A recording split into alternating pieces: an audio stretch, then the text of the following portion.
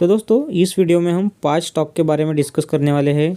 जिस तरह मार्केट हमें वीक लग रहा है तो कुछ फंडामेंटली स्ट्रांग कंपनियां हैं जो अपने लाइफ टाइम ऐसे करेक्शन हो रही है, तो उसमें हम अपनी एंट्री कैसे बना सकते हैं। तो हम इसमें फंडामेंटली और टेक्निकली सब कुछ जानने वाले हैं, तो वीडियो के एंड तक बने रहे। तो नमस्कार दोस्तों, एसबीसी ट्रेडिंग में आपका स्वागत है। तो एक दमदार इंफॉर्मेटिव वीडियो के साथ इस वीडियो को शुरू करते हैं। तो दोस्तों इन 5 स्टॉक को डिस्कस करने से पहले मार्केट का हालचाल देख लेते हैं। तो दोस्तों मार्केट में हमें अच्छी खासी गिरावट देखने को मिल रही है और इसकी रीज़न जानने की अगर कोशिश करेंगे तो सबसे पहला हमारा रीज़न है प्रॉफिट बुकिंग। तो देख सकते हैं सभी अपना प्रॉफिट बुकिंग स्टार्ट कर दिए है। दूसरा हमारा रीज़न हो सकता है कि सेबी ने ओवरसाइड इन्वेस्टरों के लिए कुछ नए रूल्स लागू किए हैं।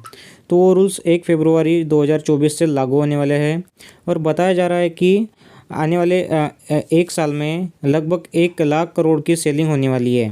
थर्ड रीजन की अगर बात करें तो थर्ड रीजन हमारा हो सकता है वैल्यूएशन का। तो वैल्यूएशन रीच हो गई है, बहुत सारी कंपनी के शेयर्स तूफान की तरह भागे जा रहे हैं और रिटेल इन्वेस्टर उनको पकड़ने के लिए उनके पीछे भागे जा रहे हैं। तो दोस्तों इस वजह से हमारा मार्केट ये बहुत ज़्यादा फ्लक्चुएट हो रहा है।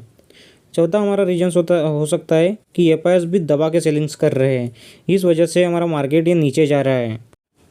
तो दोस्तों मार्केट में जिस तरह का माहौल बनते दिख रहा है तो इसमें हमारे बड़े सेल्स में सबसे ज़्यादा हलचल मची है। जैसे एचडीएफसी बैंक हो गया, हमारा आईसीआईसीआई बैंक हो गया। तो दोस्तों अगर हम लमसम इन्वेस्टमेंट करना चाहते हैं तो अभी इसमें इस सिचुएशन में हम लमसम इन्वेस्टमेंट के लिए जा सकते हैं, तो इसमें हमें ज़्यादा प्रॉफिट मिल सकता है। तो दोस्तों आज हम 5 स्टॉक के बारे में डिस्कस करने वाले हैं। तो सबसे पहले हम बात करेंगे एचडीएफसी बैंक की। तो एचडीएफसी बैंक लगभग 1 महीने में 14% से भी ज़्यादा का गिरता हुआ दिखाई दे रहा है और ये अपने लाइफ टाइम हाई से भी 14% सस्ते भाव में मिल रहा है।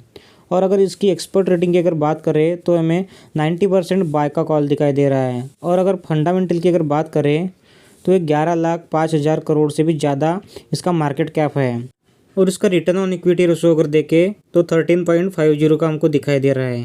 पी रेशो की अगर बात करें तो ये हमें 18.73 का, और अगर डेब्ट टू इक्विटी की अगर बात करें तो इस कंपनी में कोई भी कर्ज नहीं है और ये स्टॉक फंडामेंटली बहुत ही ज़्यादा स्ट्रांग है और ये हमें 14% से भी ज़्यादा के डिस्काउंट प्राइस में हमें मिल रहा है। तो दोस्तों हम इसमें थोड़ा अगर एनालिसिस किया तो हम इसमें इन्वेस्टमेंट का प्लान कर सकते हैं। अगर दूसरे स्टॉक की अगर मैं बात करूं तो ये रिलेटेड करता है हमारे स्टील एंड आयरन सेक्टर से और ये इंडिया का number 1 structural tube manufacturing company है विथ 55% मार्केट शेयर के साथ। तो यहाँ पे हम बात कर रहे हैं एपीएल अपोलो ट्यूब्स की और इसका मार्केट कैप 41,635 करोड़ का है। और अगर करंट स्टॉक की अगर बात करें तो हमें 1490 रुपये के आसपास ट्रेड करते दिखाई दे रहा है। और अगर इसका 52 वीक का हाई अगर हम देखते हैं तो हमें 1800 रुपये के आसपास दिखाई दे रहा है। और अगर हम इसमें 52 वीक के हाई से अगर कंपेयर करते हैं तो हमें 16.66% सस्ते भाव में मिल रहा है। अगर हम एक्सपर्ट रेटिंग की अगर बात करते हैं तो हमें 75% बाय कॉल दिखाई दे रहा है। और अगर हम इस स्टॉक को अगर फंडामेंटली देखते हैं तो इसका रिटर्न ऑन इक्विटी रेशो 23.40% का है। और अगर हम इसकी पी रेशो की अगर बात करते हैं तो हमें 54.3% का दिखाई दे रहा है। और अगर इसकी डेब्ट टू इक्विटी रेशो की अगर बात करते हैं तो ये बिल्कुल ही ना के बराबर है और ये स्टॉक हमें कंसिस्टेंटली डिविडेंड प्रोवाइड कर रहा है। दोस्तों हम बात करते हैं हमारे थर्ड स्टॉक की और ये रिलेट करता है हमारे एफएमसीजी सेक्टर से और इसने अपने 52 वीक के लो को ब्रेक करते हुए नया लो बनाया है और ये हमें बहुत ही अच्छी बाइंग अपॉर्चुनिटी दिखाई दे रहा है। तो हम बात कर रहे हैं हिंदुस्तान यूनिलीवर की। तो दोस्तों हिंदुस्तान यूनिलीवर की अगर बात करें तो इंडिया की सबसे बड़ी एफएमसीजी कंपनी है और इसका मार्केट कैप लगभग 5,58,000 करोड़ का है।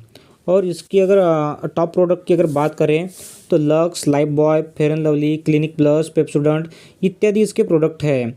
इस शेयर की अगर बात करें तो एक्सपर्ट अगर रेटिंग के हिसाब से देखें तो 67% का हमको बाइंग का कॉल दिखाई दे रहा है। अगर इसके फंडामेंटल्स की अगर बात करें तो इसका रिटर्न ऑन इक्विटी रेशो 20.42% का है और इसकी डेब्ट टू इक्विटी रेशो की अगर बात करें तो बिल्कुल ना के ही बराबर है। और ये स्टॉक हमें कंसिस्टेंटली डिविडेंड भी प्रोवाइड कर रहा है। तो ये स्टॉक हमें अच्छी डिस्काउंट प्राइस में मिल रहा है। तो दोस्तों हमें इसमें इन्वेस्टमेंट करने का प्लान हम इसमें बना सकते हैं। तो दोस्तों ये स्टॉक हमें फंडामेंटली बहुत ही स्ट्रांग दिखाई दे रहा है, तो डेफिनेटली हम इस क्वालिटी स्ट्रांग स्टॉक में इन्वेस्टमेंट का प्लान बना सकते हैं। दोस्तों अब हम बात करते हैं हमारे चौथे स्टॉक की। तो हमारा चौथा स्टॉक आईटी सर्विसेज से बिलोंग करता है और ये कंपनी ऑटोमेटिव एरोस्पेस के पार्ट डिजाइन और उसको मैन्युफैक्चरिंग करने का काम करती है। तो मैं बात कर रहा हूँ हमारे टाटा टेक्नोलॉजी की, और इसका अभी रिसेंटली आईपीओ भी आया था, तो इन्वेस्टर को अच्छा खासा इसने अपने आईपीओ में रिटर्न बना के दिया है। तो इस स्टॉक की अगर मैं बात करूँ तो इसका 52 वीक का जो हाई है ये 1400 रुपये का है, और इसका 52 वीक का अगर लो की अगर बात करूँ तो ये 1130 रुपये का है। तो फंडामेंटल्स की अगर बात करें तो इसका मार्केट कैप 40,367 करोड़ का है, और रिटर्न ऑन इक्विटी की अगर बात करें तो 25.13% का है, और इसका डेब्ट टू इक्विटी बिल्कुल ही ना के बराबर है। तो लॉन्ग टर्म के लिए अगर हम इन्वेस्टमेंट का प्लान करते हैं तो हम ये स्टॉक के साथ बिल्कुल जा सकते हैं, क्योंकि ये फंडामेंटली बहुत ही स्ट्रांग स्टॉक है। तो दोस्तों आज का हमारा आखिरी स्टॉक बैंकिंग सेक्टर से है। तो दोस्तों हम बात कर रहे हैं एक्सिस बैंक की। तो इसका 52 वीक का अगर इसका हाई देखें तो ये 1151 रुपये का था, और एक्सपर्ट रेटिंग के हिसाब से अगर देखें तो 89% हमको बाइंग का कॉल दिखाई दे रहा है। और इसके अगर फंडामेंटल की बात करें तो 3,26,000 करोड़ का इसका मार्केट कैप है, और रिटर्न ऑन इक्विटी की अगर बात करें तो 15.97% का इसका रिटर्न ऑन इक्विटी रेशो है, और डेब्ट टू इक्विटी रेशो की अगर बात करें तो ये बिल्कुल ही जीरो है।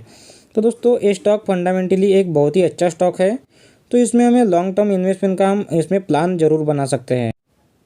तो दोस्तों आज हमने 5 स्टॉक के बारे में डिस्कस किया जिसका फंडामेंटल बहुत ही अच्छा है, और करंट मार्केट के हिसाब से देखें तो ये हमें डिस्काउंटेड प्राइस में मिल रहे हैं। तो दोस्तों स्टॉक मार्केट में हमें थोड़ी कॉमन सेंस और थोड़ी बहुत एनालिसिस की ज़रूरत होती है। तो दोस्तों अगर हम थोड़ी बहुत टेक्निकली और फंडामेंटली एनालिसिस करके स्ट्रॉन्ग स्टॉक को अगर चूज़ करते हैं तो कम समय में हम अच्छे रिटर्न्स बना सकते हैं।